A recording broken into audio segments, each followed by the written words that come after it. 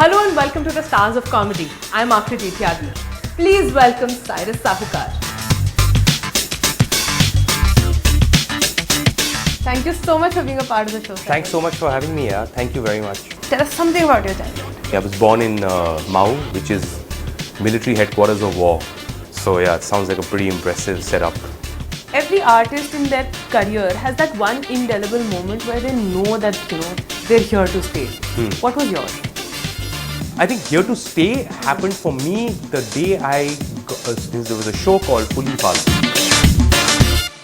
So, talking about Simi Grewal, how did the whole idea come about? And did you ever get into trouble with Simi Grewal? Okay, so the idea came about again out of pure necessity. It was 2:30 in the morning, and I was sitting at that point with Cyrus Brocha. We ran out of jokes, and we had to submit an episode. This is how stuff used to happen.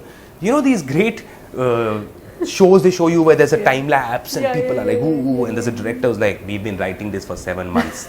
You've been writing it for 7 minutes. You've decided to not write it. And I don't blame you either because you got 10 other things to do. But that's what happened. We decided to do Vikram or Baital. Okay. How original. Very. And we found an old wig.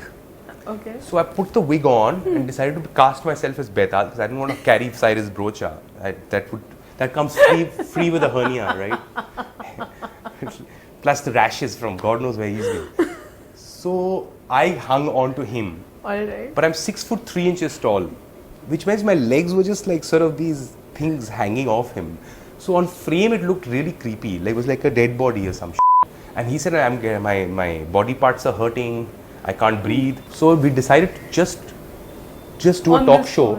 We didn't have another talk show to do but Simi Grewal, so we started spoofing her and had such a blast. Now that one episode somehow when the ratings came in was the highest rated episode of that season. Wow. So the bosses were like, wait. Yeah. Maybe there is something here. And we decided Let's wake up to it. Let's wake up to it. Yes. We've been abandoning these fools for years.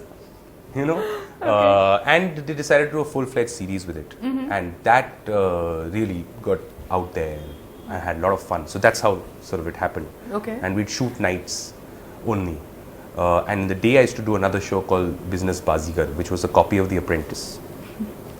So yeah, that's how it all happened. And did you ever get into trouble with Big trouble, like serious Huge. trouble. Actors who decided to not be part of our show because they were told that this is insulting.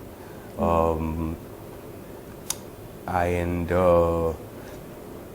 was trouble. I was told by everyone that, dude, you're never going to work again because you've sort of messed around with the biggest guns. And those days it was slightly different. In 2004 it was still like, now everyone's like, hey, if I spoof you, I'm comedy. cool. Then it was like, you will die. Yeah.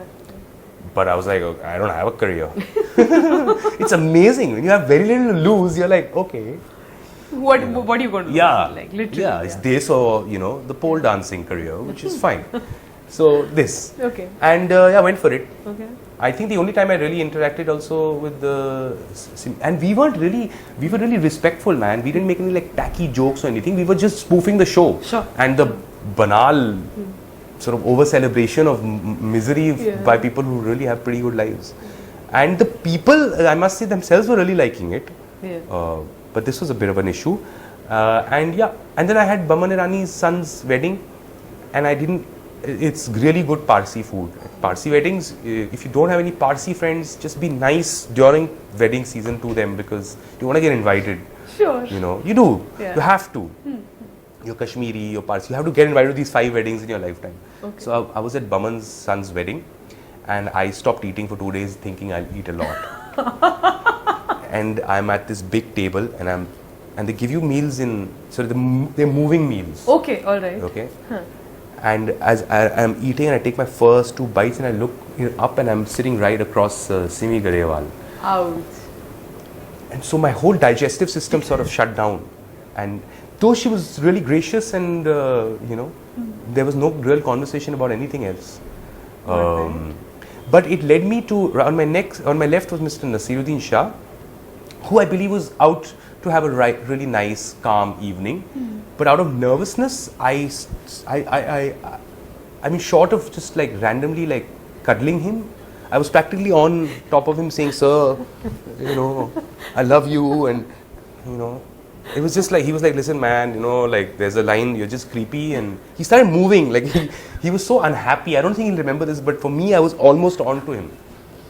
Yeah, and asking him stupid questions out of nervousness, like, what are your views on the gobi?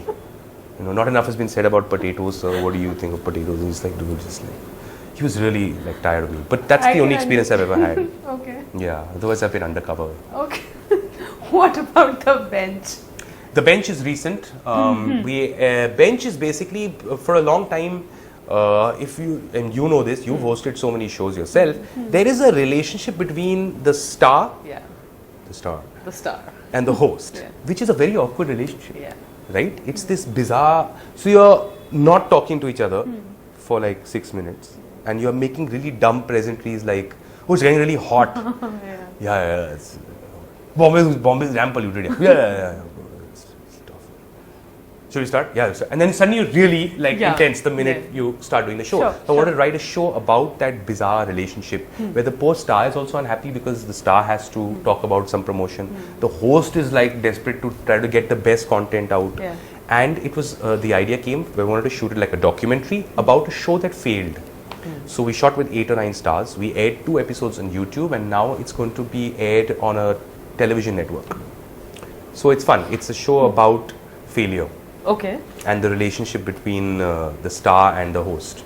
Never ever seen before on Indian television, is it? Never seen before. Never. No, it's a mockumentary. It's on the making of a flop show. This is nice. I am excited about it. I think it's very offbeat, and I think it'll be fun. Yeah, I really had fun writing it. Okay. And we're writing one more series for it. So yeah, at least the process of trying to write and create your own thing is great. Yeah. Do you think that we still need to grow probably as audience to be able to appreciate something and not literally take it to heart all the time?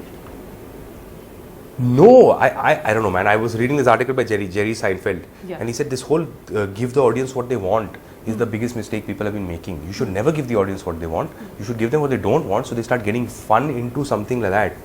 And show them stuff. But India, if you sit in people's houses, they're damn funny people. Yeah, everyone's making fun of the other person. People are laughing a lot. Somehow on a commercial space, it's one type of comedy or one type of thing. And then I don't know, man. Itne sare log hain. It's not like all of India is like bigoted or racist, but we are crazy. Yeah, so it's so difficult to describe your country. We are racist. We are bigoted, we have an ego problem, but we also self-insulting, self-deprecating. There's so many Indias in India that it's really, really tough for me to ever have this one label for anything. Okay. It's you'll go to one group of people, they'll be super okay with taking the piss out of them. You go to another group and they'll kill you. Yeah. It's which group you end up in. That's exactly the question that, then you have to tread very carefully because, you wouldn't want to offend some certain sensibilities. But at the same time, you'd like to get your thought process across to, to say that, hey, listen, it's just in jest. हाँ, but वो बोलना ही insulting है. हाँ. It's like almost saying that joke. हाँ. What the hell, man? Like, no doctors now doing operation. So yeah, I think you just do what you have to do, and whoever's not going to like it is not going to like it. In any case. Yeah, this whole pleasing is really difficult. It's not working out. But yeah, again, I'm telling you, it's podium. If I'm hosting a corporate show for a bank, then I'm hired by them, so I will have their restrictions. You ask any stand-up comedian about live shows, they always say the same thing. They say like, don't be offensive. Don't talk about religion, don't talk about politics, no films, Just very. So he's like, I got no jokes left. I got nothing left, man. In fact, I was talking to a comedian the other day, and he's like, these were a set of rules that were given to me before the show, and I did them, according to the rules that were kind of offered. And he's like, right after the show's over, a group of the bosses, not even your regular middle level, the senior bosses took me aside on a balcony and they're like, "Ab gande jokes suna." And he's like, वही तो है हमारे देश में बड़ा मजा आता है. तो यार, rather than constantly, so I don't know, man. Like I think that it's changing, and you have to start having fun with it also. मजे भी ले रहे हैं लोग और खुल भी रहे हैं, and things are happening. I think more than ever now. I've not seen these many comedians employed in something or the other ever before in India. Sure. Ever. I think people should just do whatever they feel like doing. And I love that someone's checking their phone while I'm doing a show, because then I can go to that person, maybe read the message, you know. We are like that, yeah. It's human behavior, yeah. And I see a lot of people get really offended. I have no such problems, man. Yeah, you can sort of take a call while I'm chatting.